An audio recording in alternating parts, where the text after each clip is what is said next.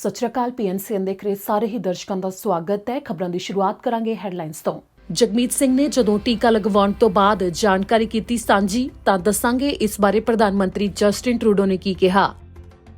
Immigration ਮੰਤਰੀ ਮਾਰਕੋ ਮੈਂਡੀਚੀਨੋ ਨੇ ਵੀ ਲਗਵਾਇਆ ਐਸਟਰਾਜ਼ੈਨੇਕਾ ਦਾ ਟੀਕਾ, ਤਸਵੀਰਾਂ ਕੀਤੀਆਂ ਸਾਂਝੀਆਂ। ਹੈਲੀਫੈਕਸ ਵਿੱਚ ਇਕੱਠ ਕਰਨ ਵਾਲਿਆਂ ਨੂੰ $22,000 ਦਾ ਫਾਈਨ ਤਾਂ ਦੂਜੇ ਪਾਸੇ ਮੌਂਟਰੀਅਲ ਵਿੱਚ ਧਾਰਮਿਕ ਥਾਂ ਦੇ ਉੱਤੇ 350 ਲੋਕਾਂ ਨੇ ਕੀਤਾ ਇਕੱਠ। ਬਰੈਂਪਟਨ ਸਮੇਤ ਬੋਲਟਨ ਵਿੱਚ ਮੌਜੂਦ ਐਮਾਜ਼ਨ ਦੀਆਂ ਕੰਮ ਵਾਲੀਆਂ ਥਾਵਾਂ ਕੀਤੀਆਂ ਗਈਆਂ ਆਰਜ਼ੀ ਤੌਰ ਤੇ ਬੰਦ। ਐਲਬਰਟਾ ਵਿੱਚ ਸ਼ਾਪਿੰਗ ਮਾਲ ਨੂੰ ਲੱਗੀ ਭਿਆਨਕ ਅੱਗ, ਕਈ ਬਿਜ਼ਨਸ ਸੜ ਕੇ ਹੋਏ ਸੁਆਹ। ਕਿਊਬੈਕ ਸੰਬੰਧੀ ਇੰਟਰਨੈਸ਼ਨਲ ਸਟੂਡੈਂਟਸ ਦੇ ਵੱਲੋਂ ਸਵਾਲ, ਇਮੀਗ੍ਰੇਸ਼ਨ ਮੰਤਰੀ ਨੂੰ ਟਵੀਟ ਜ਼ਰੀਏ ਵੀ ਕੀਤੇ ਜਾ ਰਹੇ ਨੇ ਬਾਰ-ਬਾਰ ਸਵਾਲ, ਪਰ ਅਜੇ ਤੱਕ ਕੋਈ ਵੀ ਜਵਾਬ ਨਹੀਂ। ਇਸ ਦੇ ਨਾਲ ਹੀ ਹੁਣ ਬੁਲੇਟਿਨ ਦੀ ਸ਼ੁਰੂਆਤ ਕਰਦੇ ਹਾਂ।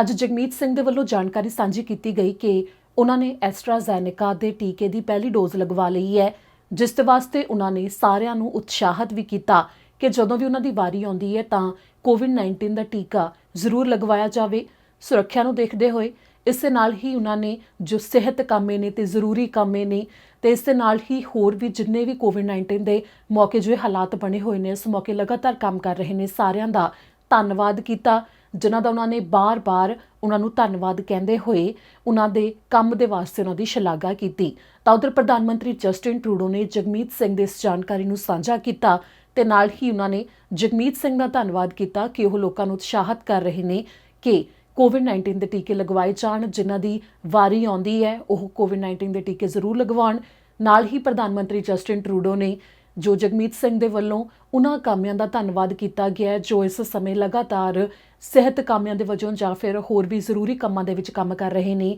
ਉਸੇ ਵਾਸਤੇ ਵੀ ਉਹਨਾਂ ਦਾ ਧੰਨਵਾਦ ਕੀਤਾ ਤੇ ਨਾਲ ਹੀ ਕਿਹਾ ਕਿ ਇਸ ਸਮੇਂ ਉਹਨਾਂ ਦਾ ਇਹ ਕੰਮ ਹੈ ਜੋ ਬਹੁਤ ਅਹਿਮ ਹੈ ਤੇ ਉਹਨਾਂ ਦੀ ਸ਼ਲਾਘਾ ਕੀਤੀ। ਤਾਂ ਉਧਰ ਇਮੀਗ੍ਰੇਸ਼ਨ ਮੰਤਰੀ ਮਾਰਕੋ ਮੈਂਡੀਚੀਨੋ ਨੇ ਵੀ ਆਪਣੀਆਂ ਤਸਵੀਰਾਂ ਸਾਂਝੀਆਂ ਕੀਤੀਆਂ ਨੇ, ਜਿਨ੍ਹਾਂ ਨੇ ਐਸਟਰਾਜ਼ੈਨੇਕਾ ਦੇ ਟੀਕੇ ਦੀ ਪਹਿਲੀ ਡੋਜ਼ ਲਗਵਾਈ ਹੈ ਤੇ ਉਹਨਾਂ ਨੇ ਇਹ ਜਾਣਕਾਰੀ ਹੈ ਜੋ ਸਾਂਝੀ ਕੀਤੀ ਹੈ ਤੇ ਨਾਲ ਹੀ ਸਾਰਿਆਂ ਨੂੰ ਇਹ ਕਿਹਾ ਕਿ ਜਦੋਂ ਵੀ ਤੁਹਾਡੀ ਵਾਰੀ ਆਉਂਦੀ ਹੈ ਤਾਂ ਉਸ ਮੌਕੇ ਕੋਵਿਡ-19 ਨਾਲ ਸੰਬੰਧਿਤ ਜਿਹੜਾ ਵੀ ਟੀਕਾ ਜਿਹੜੀ ਵੀ ਕੰਪਨੀ ਦਾ ਹੈ ਤੇ ਉਹ ਲਗਾਇਆ ਜਾਂਦਾ ਹੈ, ਜਿਹੜੇ ਲਈ ਵੀ ਵਾਰੀ ਆਉਂਦੀ ਹੈ ਤਾਂ ਉਹ ਲਗਵਾ ਲਿਆ ਜਾਵੇ।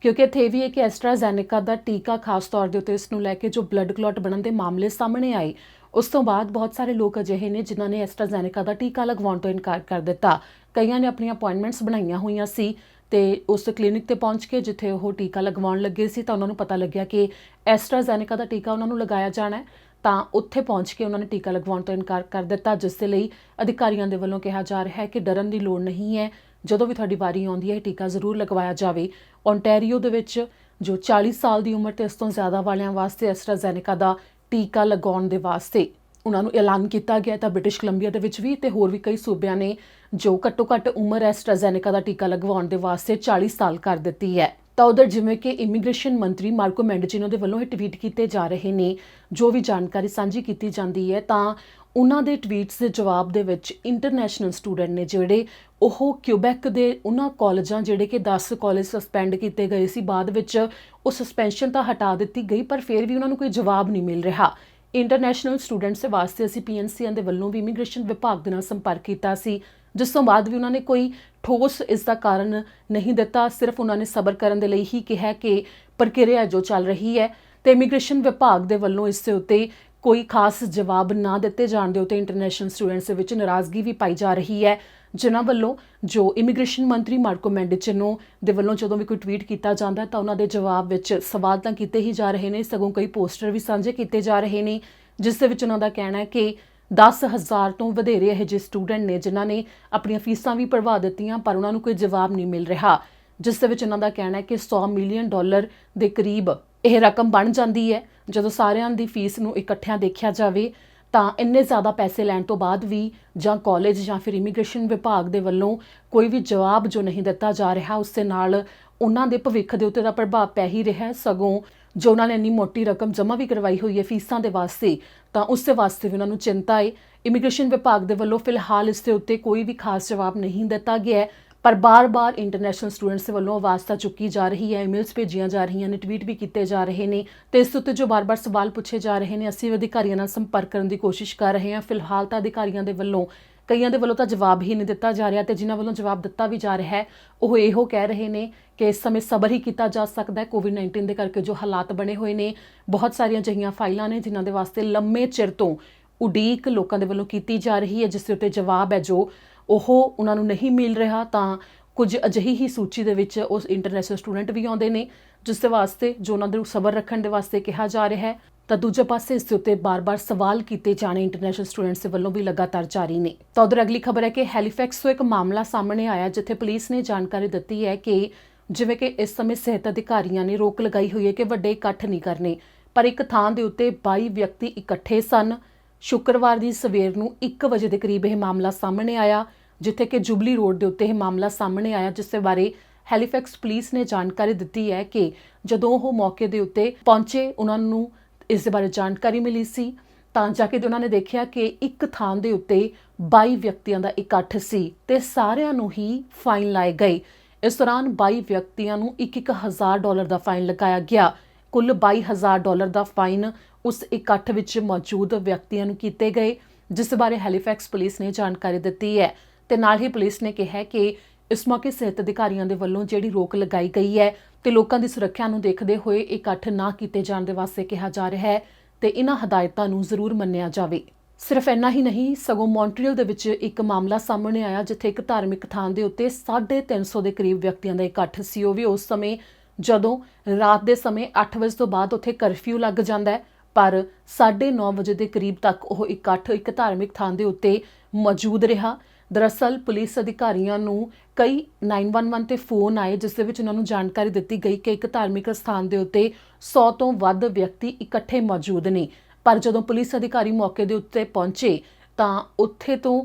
ਬਾਅਦ ਉਹਨਾਂ ਨੇ ਜਾਣਕਾਰੀ ਸਾਂਝੀ ਕੀਤੀ ਕਿ ਜਦੋਂ ਉਹ ਉੱਥੇ ਪਹੁੰਚੇ ਤਾਂ ਉੱਥੇ ਸਿਰਫ 100 ਨਹੀਂ ਸਗੋਂ ਉਸ ਤੋਂ 3 ਗੁਣਾ ਤੋਂ ਵੀ ਜ਼ਿਆਦਾ ਵਿਅਕਤੀ ਮੌਜੂਦ ਸਨ। ਇਸ ਦੌਰਾਨ ਉਹਨਾਂ ਦੇ ਵੱਲੋਂ ਜਿਹੜੇ ਕਿ ਉਸ ਧਾਰਮਿਕ ਸਥਾਨ ਦੇ ਉੱਤੇ ਪ੍ਰਬੰਧਕ ਸਨ ਉਹਨਾਂ ਦੇ ਨਾਲ ਗੱਲਬਾਤ ਕੀਤੀ ਗਈ। ਉਹਨਾਂ ਨੂੰ ਇਸ ਮੌਕੇ ਕਿਹਾ ਗਿਆ ਕਿ ਜੋ ਸਿਹਤ ਨਾਲ ਸੰਬੰਧਿਤ ਹਦਾਇਤਾਂ ਨੇ ਉਹਨਾਂ ਨੂੰ ਮੰਨਿਆ ਜਾਵੇ ਤੇ ਅਜਿਹਾ ਨਾ ਕੀਤਾ ਜਾਵੇ। ਤਾਂ ਇਸ ਵਾਸਤੇ ਪੁਲਿਸ ਅਧਿਕਾਰੀਆਂ ਦੇ ਵੱਲੋਂ ਅੱਗੇ ਤੋਂ ਸਖਤ ਕਦਮ ਚੁੱਕਣ ਦੀ ਗੱਲ ਵੀ ਕਹੀ ਗਈ।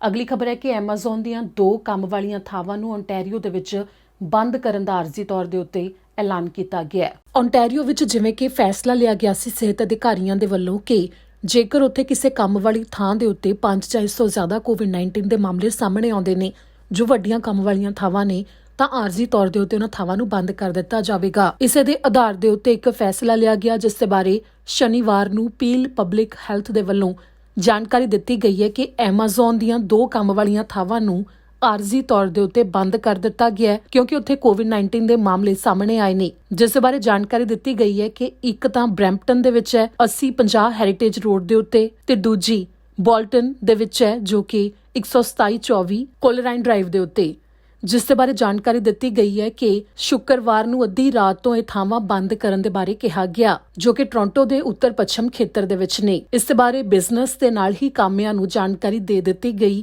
ਜਿਨ੍ਹਾਂ ਨੂੰ ਸੈਕਸ਼ਨ 22 ਹੈ ਜੋ ਓਨਟਾਰੀਓ ਦੇ health protection and promotion act ਦੇ ਅਧੀਨ ਉਸ ਦੇ ਅਧੀਨ ਬੰਦ ਕੀਤਾ ਗਿਆ ਤੇ ਇਹ ਆਰਜ਼ੀ ਤੌਰ ਦੇ ਉੱਤੇ ਕੰਮ ਵਾਲੀਆਂ ਥਾਵਾਂ ਬੰਦ ਕੀਤੀਆਂ ਗਈਆਂ ਨੇ ਜਿੱਥੇ ਇਹ ਵੀ ਜਾਣਕਾਰੀ ਦਿੱਤੀ ਗਈ ਹੈ ਕਿ ਜੋ ਕਾਮੇ ਹੁਣ ਕੰਮ ਦੇ ਉੱਤੇ ਨਹੀਂ ਆਉਣਗੇ ਫਿਰ ਵੀ ਉਹਨਾਂ ਨੂੰ ਇਸ ਲਈ ਤਨਖਾਹ ਵੀ ਮਿਲੇਗੀ, ਜਿਸ ਵਾਸਤੇ ਕੰਪਨੀ ਨੇ ਕਿਹਾ ਕਿ ਉਹ ਫੁੱਲ ਪੇ ਦੇਣਗੇ ਤੇ ਨਾਲ ਹੀ ਬੈਨੀਫਿਟ ਵੀ ਦੇਣਗੇ ਉਹਨਾਂ ਕਾਮਿਆਂ ਨੂੰ ਜਿਹੜੇ ਕਿ ਆਈਸੋਲੇਟ ਕਰ ਰਹੇ ਨੇ ਤੇ ਜਿਹੜੀਆਂ ਸ਼ਿਫਟਾਂ ਬੰਦ ਵੀ ਕੀਤੀਆਂ ਗਈਆਂ ਨੇ ਉਸ ਦੇ ਵਿੱਚ ਜਿੰਨੇ ਵੀ ਕਾਮੇ ਨੇ ਸਾਰਿਆਂ ਦੇ ਕੋਵਿਡ-19 ਦੇ ਟੈਸਟ ਵੀ ਹੋਣਗੇ। ਜਿਸ ਵਾਸਤੇ ਐਮਾਜ਼ੋਨ ਨੇ ਇਹ ਵੀ ਇੱਥੇ ਬਿਆਨ ਜਾਰੀ ਕੀਤਾ ਹੈ ਕਿ ਜਿਵੇਂ ਕਿ ਆਰਜ਼ੀ ਤੌਰ ਦੇ ਉੱਤੇ ਉਹਨਾਂ ਦੇ ਕੰਮ ਵਾਲੀ ਥਾਂ ਬੰਦ ਹੋ ਚੁੱਕੀ ਹੈ ਜਿਸ ਕਰਕੇ ਕੁਝ ਸਮੇਂ ਦੇ ਲਈ ਗ੍ਰਾਹਕਾਂ ਦੇ ਉੱਤੇ ਇਸ ਦਾ ਪ੍ਰਭਾਵ ਪਵੇਗਾ ਤੇ ਦੁਬਾਰਾ ਤੋਂ ਸਰਵਿਸ ਛੇਤੀ ਹੀ ਸ਼ੁਰੂ ਕੀਤੀ ਜਾਵੇਗੀ। ਐਲਬਰਟਾ ਦੇ ਸਟ੍ਰੈਥਕੋਨਾ ਕਾਉਂਟੀ ਦੇ ਵਿੱਚ ਇੱਕ ਸ਼ਾਪਿੰਗ ਮਾਲ ਨੂੰ ਅੱਗ ਲੱਗਣ ਦਾ ਮਾਮਲਾ ਸਾਹਮਣੇ ਆਇਆ ਹੈ। ਅੱਗ ਇੰਨੀ ਭਿਆਨਕ ਸੀ ਕਿ ਕਈ ਬਿਜ਼ਨਸ ਸੜ ਕੇ ਸੁਆਹ ਹੋ ਗਏ। ਇਸ ਅੱਗ ਦੇ ਬਾਰੇ ਪੂਰੀ ਜਾਣਕਾਰੀ ਤੁਹਾਨੂੰ ਦੱਸਦੇ ਹਾਂ। ਐਲਬਰਟਾ ਦੇ ਸਟ੍ਰੈਥਕੋਨਾ ਕਾਉਂਟੀ ਦੇ ਵਿੱਚ ਇੱਕ ਮਾਲ ਨੂੰ ਅੱਗ ਲੱਗਣ ਦਾ ਮਾਮਲਾ ਸਾਹਮਣੇ ਆਇਆ ਹੈ। ਸ਼ੇਰਵੁੱਡ ਸੈਂਟਰ ਸਟ੍ਰਿਪ ਮਾਲ ਹੈ ਜਿੱਥੇ ਕਿ ਅੱਗ ਸ਼ਨੀਵਾਰ ਦੀ ਸਵੇਰ ਨੂੰ ਲੱਗੀ ਜਿਸ ਦੇ ਕਰਕੇ ਕਾਫੀ ਜ਼ਿਆਦਾ ਨੁਕਸਾਨ ਹੋਇਆ।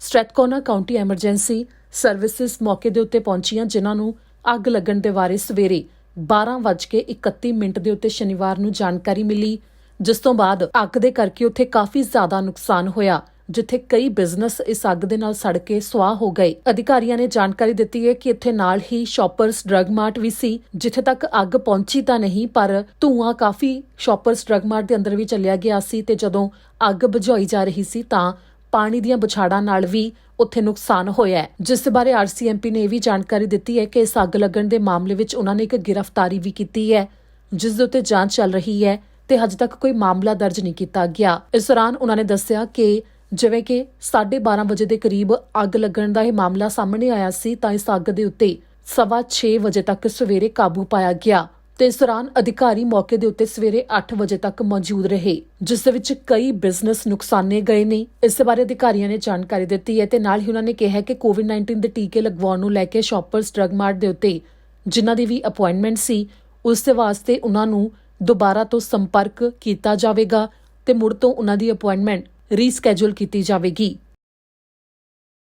ਜਿਵੇਂ ਕਿ ਇਸ ਸਮੇਂ ਸਿਹਤ ਅਧਿਕਾਰੀਆਂ ਦੇ ਵੱਲੋਂ ਕੋਵਿਡ-19 ਨੂੰ ਲੈ ਕੇ ਸਖਤ ਹਦਾਇਤਾਂ ਲਾਈਆਂ ਗਈਆਂ ਨੇ ਤਾਂ ਸਾਰਿਆਂ ਨੂੰ ਇਸ ਸੰਬੰਧੀ ਚੇਤਾਵਨੀ ਵੀ ਦਿੱਤੀ ਜਾ ਰਹੀ ਹੈ। ਜਿਵੇਂ ਕਿ ਬ੍ਰਿਟਿਸ਼ ਕੋਲੰਬੀਆ ਨੂੰ 3 ਖੇਤਰਾਂ ਵਿੱਚ ਤਕਸੀਮ ਕੀਤਾ ਗਿਆ ਹੈ ਤਾਂ ਇਸ ਦੌਰਾਨ ਇੱਕ ਖੇਤਰ ਤੋਂ ਦੂਜੇ ਖੇਤਰ ਦੇ ਵਿੱਚ ਜਾਣ ਤੋਂ ਮਨਾਹੀ ਤਾਂ ਹੈ ਹੀ, ਸਗੋਂ ਜੇਕਰ ਕੋਈ ਦੂਜੇ ਸੂਬੇ ਤੋਂ ਬ੍ਰਿਟਿਸ਼ ਕੋਲੰਬੀਆ ਦੇ ਵਿੱਚ ਆਉਂਦਾ ਹੈ ਤਾਂ ਵੀ ਜੇਕਰ ਉਹ ਗੈਰ ਜ਼ਰੂਰੀ ਕੰਮ ਦੇ ਵਾਸਤੇ ਆਉਂਦਾ ਹੈ ਤਾਂ ਉਸ ਨੂੰ ਫਾਈਨ ਲਗਾਇਆ ਜਾਵੇਗਾ। $575 ਦਾ ਫਾਈਨ ਹੋਵੇਗਾ। ਜਿਵੇਂ ਕਿ ਜੇਕਰ ਕੋਈ ਐਲਬਰਟਾ ਤੋਂ ਬ੍ਰਿਟਿਸ਼ ਕੋਲੰਬੀਆ ਦੇ ਵਿੱਚ ਦਾਖਲ ਹੁੰਦਾ ਹੈ ਬਿਨਾਂ ਕਿਸੇ ਜ਼ਰੂਰੀ ਕੰਮ ਤੋਂ ਤਾਂ ਉਸ ਨੂੰ ਪੁਲਿਸ ਅਧਿਕਾਰੀ ਰੋਕ ਕੇ ਸਵਾਲ ਕਰਨਗੇ ਤੇ $575 ਤੱਕ ਦਾ ਫਾਈਨ ਲਗਾਇਆ ਜਾਵੇਗਾ। ਇਸ ਬਾਰੇ ਅਧਿਕਾਰੀਆਂ ਨੇ ਜਾਣਕਾਰੀ ਦਿੱਤੀ ਹੈ ਤੇ ਸਾਰਿਆਂ ਨੂੰ ਕਿਹਾ ਜਾ ਰਿਹਾ ਹੈ ਕਿ ਜੋ ਇਸ ਸਮੇਂ ਸਖਤ ਹਦਾਇਤਾਂ ਲਾਈਆਂ ਗਈਆਂ ਨੇ ਉਹਨਾਂ ਨੂੰ ਮੰਨਿਆ ਜਾਵੇ ਤੇ ਇਸ ਦੇ ਨਾਲ ਹੀ ਜੋ ਫੇਰੀ ਸਰਵਿਸ ਹੈ ਉਸ ਸਰਵਿਸ ਨੂੰ ਵੀ ਘੱਟ ਕਰਨ ਤੇ ਨਾਲ ਹੀ ਗੈਰ ਜ਼ਰੂਰੀ ਕੰਮਾਂ ਦੇ ਵਾਸਤੇ ਫੇਰੀ ਦੇ ਵਿੱਚ ਜਾਣ ਤੋਂ ਵੀ ਰੋਕ ਹੈ ਕਿ ਇੱਕ ਖੇਤਰ ਤੋਂ ਦੂਜੇ ਖੇਤਰ ਦੇ ਵਿੱਚ ਫੇਰੀ ਰਾਹੀਂ ਵੀ ਨਹੀਂ ਜਾਇਆ ਜਾ ਸਕਦਾ। ਇਸ ਦੇ ਨਾਲ ਹੀ ਘੁੰਮਣ ਦੇ ਵਾਸਤੇ ਵੀ ਜੇਕਰ ਕੋਈ ਪਲਾਨ ਬਣਾਏ ਹੋਏ ਨੇ ਤਾਂ 25 ਮਈ ਤੱਕ ਫਿਲਹਾਲ ਇਹ ਰੋਕ ਲੱਗੀ ਹੋਈ ਹੈ ਕਿ ਇੱਕ ਖੇਤਰ ਤੋਂ ਦੂਜੇ ਖੇਤਰ ਵਿੱਚ ਘੁੰਮਣ ਦੇ ਵਾਸਤੇ ਵੀ ਜਾਂ ਕਿਸੇ ਵੀ ਗੈਰ ਜ਼ਰੂਰੀ ਕੰਮ ਦੇ ਵਾਸਤੇ ਨਹੀਂ ਜਾਇਆ ਜਾ ਸਕਦਾ। ਅਗਲੀ ਖਬਰ ਹੈ ਕਿ ਜੋ ਭਾਰਤ ਵਿੱਚ ਇਸ ਸਮੇਂ ਕੋਵਿਡ-19 ਦੇ ਮਾਮਲੇ ਇੰਨੀ ਵੱਡੀ ਗਿਣਤੀ ਦੇ ਵਿੱਚ ਫੈਲਣ ਤੋਂ ਬਾਅਦ ਹਾਲਾਤ ਬਣੇ ਹੋਏ ਨੇ ਤਾਂ ਉਸੇ ਉੱਤੇ ਕੈਨੇਡਾ ਦੇ ਵੱਲੋਂ ਕਿਹਾ ਗਿਆ ਹੈ ਕਿ ਉਹ ਮੈਡੀਕਲ ਸਪਲਾਈ ਨੂੰ ਲੈ ਕੇ ਭਾਰਤ ਦੀ ਮਦਦ ਕਰਨ ਦੇ ਲਈ ਤਿਆਰ ਨੇ। ਕੈਨੇਡਾ ਭਾਰਤ ਦੀ ਮੈਡੀਕਲ ਸਪਲਾਈ ਦੇ ਵਾਸਤੇ ਮਦਦ ਦੇ ਲਈ ਤਿਆਰ ਹੈ, ਜਿੱਥੇ ਕੋਵਿਡ-19 ਕਰਕੇ ਮੈਡੀਕਲ ਸਹੂਲਤਾਂ ਦੀ ਕਮੀ ਵੱਡਾ ਕਾਰਨ ਬਣੀ ਹੋਈ ਹੈ ਕਿ ਇੰਨੀ ਵੱਡੀ ਗਿਣਤੀ ਵਿੱਚ ਮੌਤਾਂ ਦੇ ਅੰਕੜੇ ਸਾਹਮਣੇ ਆ ਰਹੇ ਨੇ। ਕੈਨੇਡਾ ਤੋਂ ਕੈਬਨਿਟ ਮਿਨਿਸਟਰ ਅਨੀਤਾ ਆਨੰਦ ਨੇ ਇਸ ਦੇ ਬਾਰੇ ਬਿਆਨ ਜਾਰੀ ਕੀਤਾ ਹੈ, ਜਿਨ੍ਹਾਂ ਕਿਹਾ ਕਿ ਉਹ ਭਾਰਤ ਵਿੱਚ ਕੈਨੇਡਾ ਦੇ ਹਾਈ ਕਮਿਸ਼ਨਰ ਨਾਦਰ ਪਟੇਲ ਦੇ ਨਾਲ ਲਗਾਤਾਰ ਸੰਪਰਕ ਵਿੱਚ ਨੇ ਕਿ ਉਹ ਉੱਥੇ ਦੇ ਲਈ ਕੀ ਮਦਦ ਕਰ ਸਕਦੇ ਨੇ, ਜਿਸ ਦੇ ਵਾਸਤੇ ਅਨੀਤਾ ਆਨੰਦ ਨੇ ਕਿਹਾ ਕਿ ਉਹ PPE ਕਿਟਸ ਤੇ ਵੈਂਟੀਲੇਟਰਸ ਸਮੇਤ ਹੋਰ ਜਿਸ ਸਮਾਨ ਦੇ ਨਾਲ ਮਦਦ ਹੋ ਸਕਦੀ ਹੈ ਉਹ ਭਾਰਤ ਨੂੰ ਦੇਣ ਦੇ ਲਈ ਤਿਆਰ ਨੇ, ਜਿਸ ਦੇ ਲਈ ਉਹਨਾਂ ਨੇ ਕਿਹਾ ਕਿ ਗੱਲਬਾਤ ਲਗਾਤਾਰ ਉਹ ਜਾਰੀ ਰੱਖ ਰਹੇ ਨੇ। ਭਾਰਤ ਵਿੱਚ ਇਸ ਸਮੇਂ ਦੁਨੀਆ ਭਰ ਨਾਲੋਂ ਕਾਫੀ ਜ਼ਿਆਦਾ ਕੋਵਿਡ-19 ਕਰਕੇ ਮੰਦੇ ਹਾਲਾਤ ਬਣੇ ਹੋਏ ਨੇ, ਜਿੱਥੇ ਹਸਪਤਾਲਾਂ ਦੇ ਵਿੱਚ ਸਪਲਾਈ ਪੂਰੀ ਨਹੀਂ ਹੋ ਰਹੀ, ਲੋਕਾਂ ਨੂੰ ਮੈਡੀਕਲ ਸਹੂਲਤਾਂ ਨਹੀਂ ਮਿਲ ਰਹੀਆਂ। ਲੰਘੇ ਦਿਨ ਭਾਰਤ ਵਿੱਚ 3.5 ਲੱਖ ਕੋਵਿਡ-19 ਦੇ ਮਾਮਲੇ ਇੱਕ ਦਿਨ 'ਚ ਸਾਹਮਣੇ ਆ ਚੁੱਕੇ ਨੇ ਤੇ 2624 ਮੌਤਾਂ 24 ਘੰਟੇ 'ਚ ਹੋ ਚੁੱਕੀਆਂ ਨੇ, ਜਿਸ ਤੋਂ ਬਾਅਦ ਭਾਰਤ ਵਿੱਚ ਕੋਵਿਡ-19 ਕਰਕੇ 1,99,000 ਤੋਂ ਵੱਧ ਮੌਤਾਂ ਹੁਣ ਤੱਕ ਹੋ ਚੁੱਕੀਆਂ ਨੇ। ਆਕਸੀਜਨ ਦੀ ਕਮੀ ਹਸਪਤਾਲਾਂ ਦੇ ਵਿੱਚ ਪਾਈ ਜਾ ਰਹੀ ਹੈ, ਜਿਸ ਕਰਕੇ ਮਰੀਜ਼ ਹੋਰ ਜ਼ਿਆਦਾ ਮੁਸ਼ਕਲਾਂ ਦਾ ਸਾਹਮਣਾ ਕਰ ਰਹੇ ਨੇ। ਇਸ ਦੌਰਾਨ ਵੱਖੋ-ਵੱਖਰੀਆਂ ਸੰਸਥਾਵਾਂ ਵੀ ਮਦਦ ਲਈ ਸਾਹਮਣੇ ਆ ਰਹੀਆਂ ਨੇ। ਖਾਲਸਾ ਏਡ ਵੱਲੋਂ ਵੀ ਆਕਸੀਜਨ ਸਪਲਾਈ ਦੇ ਵਾਸਤੇ ਵਿਸ਼ੇਸ਼ ਕਦਮ ਚੁੱਕੇ ਜਾ ਰਹੇ ਨੇ, ਜਿਸ ਦੇ ਲਈ ਮਰੀਜ਼ਾਂ ਦੀ ਮਦਦ ਦੇ ਵਾਸਤੇ ਵਲੰਟੀਅਰ ਲਗਾਤਾਰ ਕੰਮ ਕਰ ਰਹੇ ਨੇ। ਭਾਰਤ ਵਿੱਚ ਕੋਵਿਡ-19 ਦਾ ਜੋ ਵੇਰੀਐਂਟ ਇਸ ਸਮੇਂ ਕਾਫੀ ਜ਼ਿਆਦਾ ਫੈਲਿਆ ਹੋਇਆ ਹੈ B1617, ਉਸ ਦੇ ਨਾਲ ਜੁੜੇ ਕੈਨੇਡਾ ਤੋਂ ਸ਼ੁੱਕਰਵਾਰ ਦੇ ਦਿਨ 77 ਮਾਮਲੇ ਸਾਹਮਣੇ ਆ ਚੁੱਕੇ ਨੇ, ਜੋ ਕਿ ਓਨਟਾਰੀਓ, ਐਲਬਰਟਾ, ਬ੍ਰਿਟਿਸ਼ ਕੋਲੰਬੀਆ ਤੇ ਕਿਊਬੈਕ ਤੋਂ ਹੁਣ ਤੱਕ ਸਾਹਮਣੇ ਆ ਚੁੱਕੇ ਨੇ। ਅੱਜ ਦੇ ਬੁਲੇਟਿਨ ਵਿੱਚ ਇੰਨਾ ਹੀ। ਮੈਨੂੰ ਦਿਓ ਇਜਾਜ਼ਤ। ਸਤਿ ਸ਼੍ਰੀ ਅਕਾਲ।